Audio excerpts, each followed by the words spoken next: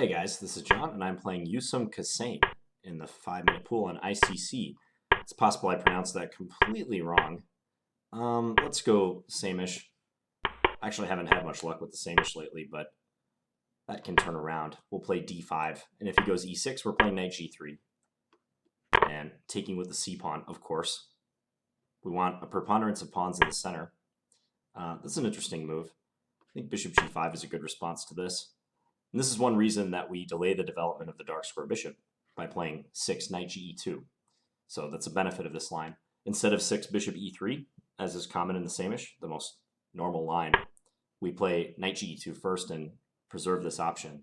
So now the move is queen d2. And if he goes knight h7, I can play bishop h4. So it looks a little precarious on this square, but this is known to be pretty good for white, actually. I'll have to remember how it goes after this. Because he can try to play g5, but he takes with his knight, I take with my queen, he takes b2, and I believe at that point just rook c1 is good for white. And I'm threatening knight takes h5. Lo and behold, we'll get this line. Let me just double check that. But yeah, I'm pretty sure this is the way to go. So he takes here and rook c1, I think. I don't want to play knight takes h5 because he has queen takes c3. So I'm pretty certain it's this move. And in view of the knight takes h5 threat, I think really his only reasonable move is f6, which isn't desirable. So after f6, do I just go back to d2 or do I play queen f4 or queen e3? That will be the question. I have an initiative, and I don't think trading queens is exactly what we want. Oh, and also queen d2, let's say f6, queen d2, queen takes d2, king takes d2. He has bishop h6, so clearly we shouldn't do that. Kind of thinking e3 might be the square. Because if f6, queen f4, maybe king h7, and then if knight takes h5, bishop h6, he has that skewer again. So I'm thinking f6, queen e3, king h7. Wow, he's just going for f5 instead. So knight takes h5, rook f7 is the idea.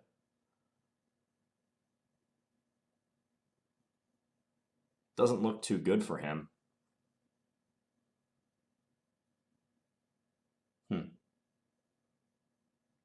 Yeah, this move is impossible to resist. Let's do it. So rook f7, and now how to proceed. If I take, he takes, check. Probably king h7. His bishop is hanging, but I can't take it because my rook is hanging. What if I just simply play e takes f5 here? That might be good. E takes f5. If he takes with the bishop, I can play knight takes. He has rook takes, though, once again. Maybe I should just make a developing move like bishop d3. It's probably good.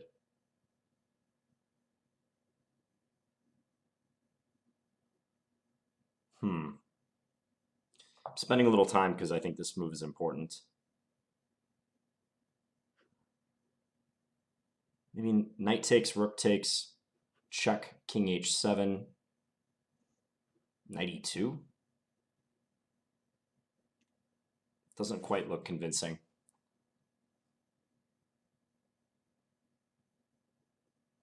All right, let's go bishop d3. I think this is all right, just a developing move. I think he pretty much has to play knight d7 now. I could even just castle if I wanted after that.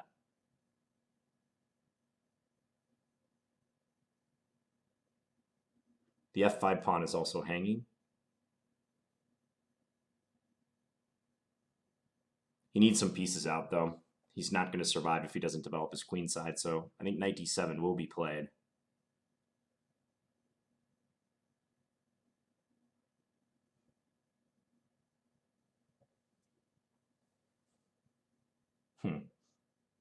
Knight d7, maybe f4. Just to keep his knight out of e5.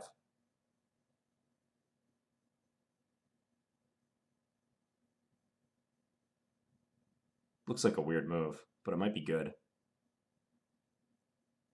Let's do it. Oh, I dropped my rook on c1. Wow. Yeah, Check. there's no longer any communication going on there. Okay, I guess I got to do this now.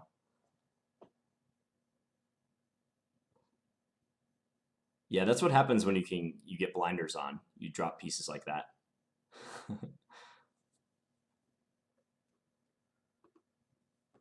Let's see if I can drum up some sort of miracle. Very doubtful. I can take on g7 now, at least. And if he takes with the rook, I take on f6. Maybe he has knight h7. It's unfortunate. Not sure he saw that, but he does have that as a saving possibility. All right, what do I do now?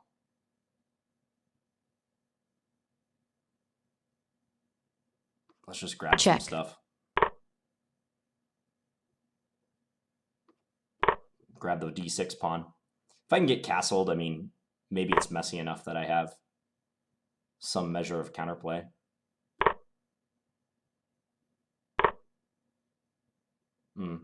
Yeah, that's a pretty good retort, though. Check. Got to check here.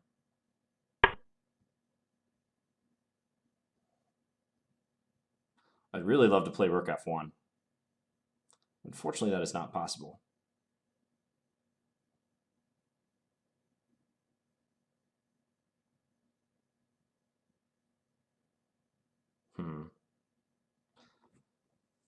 Yeah, this position is completely lost.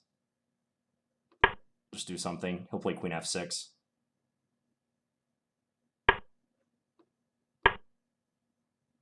I can scarcely move. Can't castle. Rook e7 would be good. That's also good.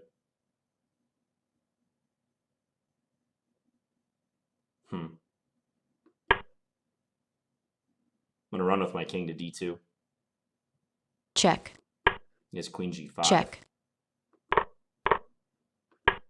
I'll keep playing a little bit. It's pretty Check. hopeless, but maybe.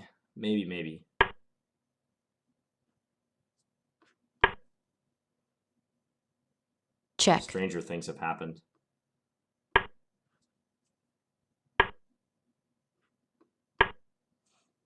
Check.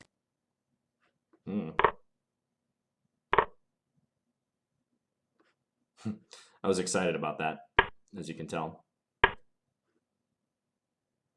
Okay, time to resign. Yeah, that was just too bad because I had a good position. I just completely dropped the rook on c1. I don't know, like somewhere around here after rook f7, there's a win or something. I just don't exactly see it. So let's go back and take a look. This was all normal, though, up until the time that he plays g5. I looked at g5 once a while back, and it's not a good move. So this is the perk of delaying the development of the dark square bishop, as I was saying. So let's just add the engine in. So bishop h4. If you search the database, there's some games of Alexei Dreev in this line. So g5, take, queen takes b2, rook c1. Yeah, and in view of the knight takes h5 threat, f6 I think is probably advised, but he played f5 instead. And f6 I was thinking queen e3.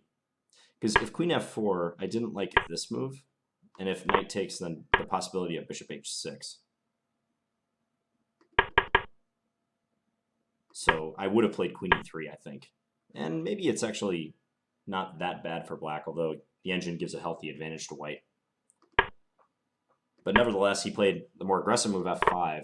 Here, rook f7, and I played bishop d3. And I thought about this line too, and then giving a check here. Check. But I didn't like the fact that this was loose.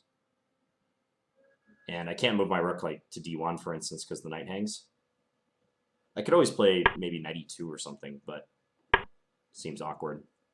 I mean, very possible I should just take on g7 and pull the queen back to d2, because I am up a pawn at this point. I'm up 1 point of material, and, you know, I have a nice majority of pawns on the king side.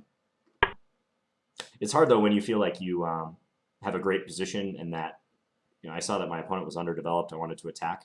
So bishop d3. Knight d7 is practically forced. I mean, white has too many pieces in the fray. Black needs to hurry up. So that was a good move. Yeah, now this immediately just losing. Yeah, I think he drew an arrow. But yeah, castles is what I should have done. And if I castle, it's it looks pretty good. He's still pinned, so there's no trouble on c3. Yeah, just a straight up blunder. f4. Check. Not really much to be said after that. So that happens sometimes. I was focused on keeping the knight out of e5. I really didn't want to have to see that, but just took my eye off the ball for a second. So, all right, bad blunder, but hey, it happens. And I'll be back tomorrow with another Blitz game. Thank you guys for watching. Bye.